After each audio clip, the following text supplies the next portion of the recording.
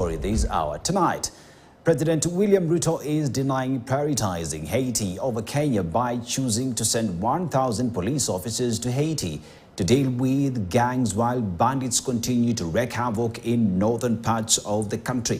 Speaking after meeting U.S. President Joe Biden at the White House in Washington, D.C., Ruto said that his government is also prioritizing the banditry crisis in the North Rift and has since deployed military officers to join forces with police in the region to deal with bandits. KTN's David Muthoka reports.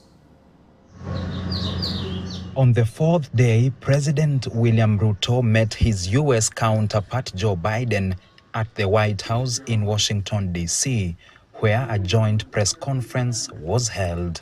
The two presidents took most of their time discussing the elephant in the room, the delayed deployment of 1,000 Kenyan police to the island nation of Haiti to help stabilize the troubled nation.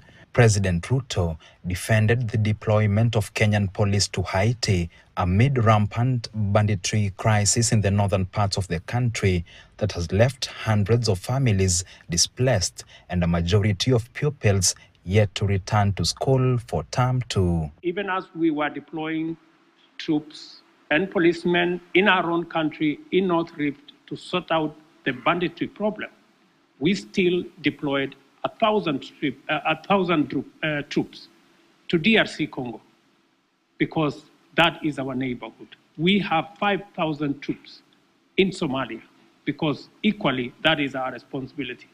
And Haiti should not be an exception. The head of state further denied claims that the U.S. was pushing him to quickly deploy officers to Haiti, insisting he is his own man. We don't find that the U.S. is committing Kenya, because the U.S. cannot commit Kenya. I am the president of Kenya. It's me to make that decision.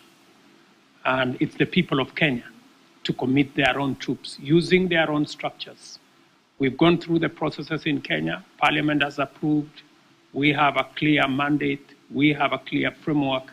And it is us, the people of Kenya, who made this decision in the interest of serving peace and stability as a responsible global citizen.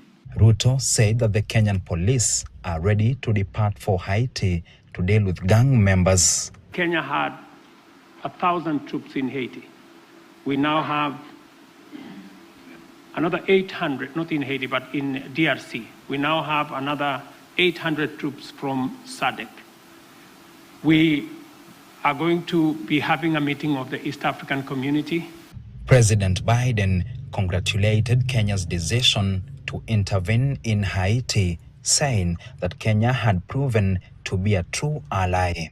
We would participate in, not with American forces, but with supplies and making sure they had what they needed. And so, I'm very grateful for President Ruto's leadership here, multinational effort, but Kenya's willingness to really lead this matters. You're not the only country, but you're leading this effort. And there's going to be U.S. forces not on the ground, but we're going to supply logistics, intelligence, and equipment. President Ruto's state visit to the U.S. is the first by an African head of state in more than 2 decades. The deployment has been delayed due to pending arrangements in readiness for the troops. Sources told the Standard Group that arrangements on the ground and the capital, Port-au-Prince, remain inadequate. Before meeting President Biden, Ruto met former U.S. President Barack Obama and discussed, among other issues, democracy. David Muthoka, KTN News.